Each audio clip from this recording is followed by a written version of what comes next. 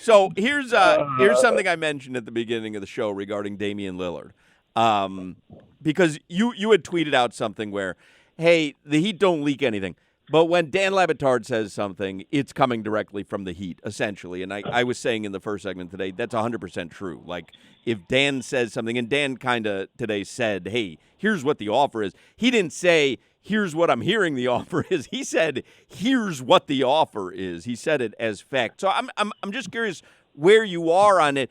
Are you having, I don't know, nervous feelings about the Heat acquiring Damian Lillard? Because the longer it goes, the greater the possibility that, A, there could be bad feelings that bubble up between the Trailblazers and the Heat, or B, the longer it goes, maybe Portland's able to pull a KD, where he had demanded a trade from Brooklyn, and then all of a sudden the season starts and he's in a Nets uniform. So where do you stand on this right now?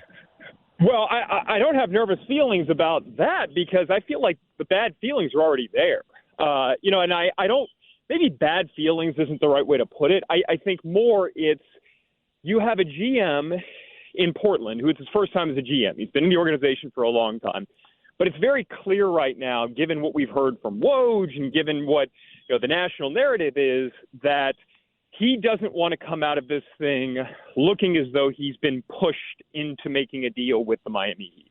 And I feel like from the beginning, and I've said this a lot, I think Portland has been way too concerned about the PR of this thing on all ends. And I think it started with, and again, this is just my opinion, but it started with waiting, dragging this out, stringing Damian Lillard along until he was the one who was forced to make the trade demand, when I think all along they wanted to rebuild. And so if you're so focused on the PR side of this thing, you've essentially backed yourself into a corner right now where nobody's offering anything better than what the Heat are offering. And I think that has less to do, by the way, with the Miami-only demand than it does with Damian Lillard's age and his contract. He's making $120 million last 2 years of that deal, age 36 and 37, with the new CBA that punishes teams punitively for luxury tax stuff. So I think Portland has really pushed this thing along way too much to where they're in a bad spot PR-wise, despite the fact that's what they've been trying to avoid all along. And so maybe it's not bad feelings. I think it's more that, they tried to be the ones who didn't push Dame out the door, despite the fact that they kind of wanted to rebuild anyway. They didn't want fans to think that they were the bad guys in this thing. And then when he finally got fed up, because he had been told, according to multiple people, that they were going to trade that third pick, when he got fed up, they were like, oh, we're so surprised. No, you're not. So I just feel like a whole lot of this stuff has been that they're kind of trying to avoid the perception that they're being strong-armed into a deal. And the Heat are finally getting to the point where they're like, look, guys, you find somebody else to deal with you or sit down at the table with us and come to a meaningful negotiation point, or else we're just going to be spinning our wheels here for a long time. Well, how do you think this resolves itself? Oh, I think he ends up in Miami. Yeah. I don't think this thing is – I don't think we're at the point where, people are going to cut off their noses to spite their face. But I think where we're at is – and again, by the way, what Lebitard said – he just mentioned Tyler Hero being the point of the deal. Right. And what we have not heard is what else is involved. Because to me, that's the more important part of all of this. We get it. Portland doesn't want Tyler Hero. Fine. You got a lot of guards. I understand it. But, you're not going to get a better centerpiece player from anybody. Look back at the two most recent star trades. It was Lauri Markkanen and Colin Sexton on a contract that's iffy given his injury and the fact he hasn't played well, going to Utah for Donovan Mitchell and 3 first-round picks. Okay, Lauri Markkanen was not viewed as an all-star when that trade was made. Then the Kevin Durant trade was 4 first-round picks, Mikal Bridges, and Cam Johnson. Okay, Mikal Bridges, all-defensive team at the time of the trade. I'm not talking about now. I'm talking about the time of the trade. All-defensive team, very, very good player. That's a centerpiece-type player. Damian Lillard is not Kevin Durant. So if Portland is stuck on getting a Mikal Bridges type prospect player in this deal, I think they're going to have to wake up because it's just not coming. But what do you think? Like, you think it is completely PR based, or do you think this is Cronin saying, you know what, if I slow play this, maybe I wear down Damian Lillard and his camp. Maybe I open it up to he's willing to play for Philly or Brooklyn as well as the Heat. You know what I mean? Like, I understand your take, which is this is public relations based. He doesn't want to look like he got forced into giving up maybe the best player in Blazers history at a discount, which, again, I don't think it would be just based on the way that you laid it out. But could there be a strategy here, too, of let me slow play it? I'm going to get more options if I slow play it. Well, sure. And I think, and I'm glad you asked it, because I think that's the nuance of this, that, you know, when you try to capture these discussions, and we talk a lot on Twitter and all that stuff, you can't capture the nuance of a lot of this stuff. You know, even the Tyrese Maxey versus Tyler Hero stuff that's come out of nowhere. Like, you can't capture the nuance of that stuff in one tweet or in one answer to a question. No, I think absolutely there's part of that involved with this. And yet I think there's enough to where if the right conversations were had out in Las Vegas, you could go, and this is hypothetically, let's say you were to go to Daryl Morey and you were to say, hey, look, I understand right now Dame is saying Miami only. If he backs off of that, what could we get from you guys if you ultimately wanted him? Or you have to have a relationship with other GMs who can tell you, hey, this is a fair deal here. Like, whether it's, 3 or 4 first-round picks, 1 or 2, whatever it is, you need to have an idea of a framework for what a fair deal is. And we also don't know exactly what the Heat are offering. And I think that's also another key point here that, hey, I think the perception is from some Blazers fans that the Heat are trying to get this thing done with Tyler Hero, a 2030 first-round pick and a bag of Doritos. Well, that would be unfair. And yet I don't think that's how the Heat operate. So there's nuance here because we don't know the firm offer that Miami is making, and we don't know the firm offer that Portland is demanding in order to make this to get this deal done. So until we know any of that, it's unfair to speculate like anything with any level of certainty.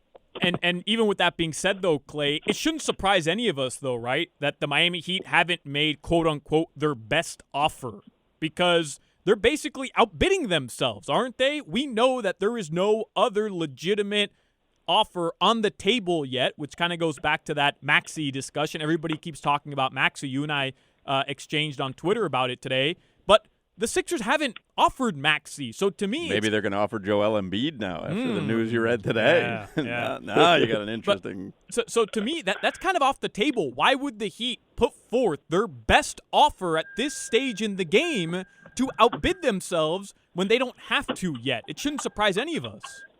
Well, let me add another thing to that. The Heat's best offer is not going to be a 2-team deal. So the Heat can't execute what would get them to their best offer unless and until Portland is willing to sit down and have a meaningful talk about this thing. And again, this is like you're taking stuff from various places and you're trying to piece it together as best you can. But when I saw Barry Jackson say that Portland has been unmotivated to sit down and deal, well, the Heat are not going to just trade Tyler Hero to Brooklyn for a 2025 first-round pick because maybe it leads them to being able to unlock these first-round picks for Dame. They like Tyler Hero. They love Tyler Hero. I believe 100% what Le Batard said today is the Heat stance. They believe that Tyler Hero is better than Tyrese Maxey. Now, I don't necessarily agree with that. I think there's more nuance to that conversation. But I think that the Heat love Tyler Hero, and the bigger point is they're not just going to send him somewhere for a draft pick without the assurance that it's going to get the deal done for Lillard. And so I think that's where we are with this thing is it's like until Portland is willing to sit down in good faith and have a negotiation where it's like, okay, we want to get here. Miami, can you get there with the assets that you have? I just don't see how this thing can happen. And, again, that can change very, very quickly. But I think the Heat it's not just that they're refusing to bid against themselves. It's that they can't bid against themselves unless they know exactly what Portland is looking for here. All right, Clay, how about this? What has the best chance of happening? The Heat sign Damian Lillard before the season starts, the Dolphins sign Dalvin Cook, or the Marlins make the playoffs? Lillard, Lillard first. I just don't That's know a that the so that's a Dolphins need that's a Dalvin Cook. certainty in your mind then. If they like, Yeah. yeah, Yeah, I you don't think that's see happening. any you don't see any path where Damian Lillard is not a member of the Miami Heat come next season. I wouldn't go that far. I think it's closer to a certainty than the other two things for a couple of reasons. I think with the Marlins, it's difficult until they make a move for a bat because right now they're doing things on such a razor's edge. And I think, by the way, I think that just speaks the world of Skip Schumacher and that they're able to maximize so well what they have.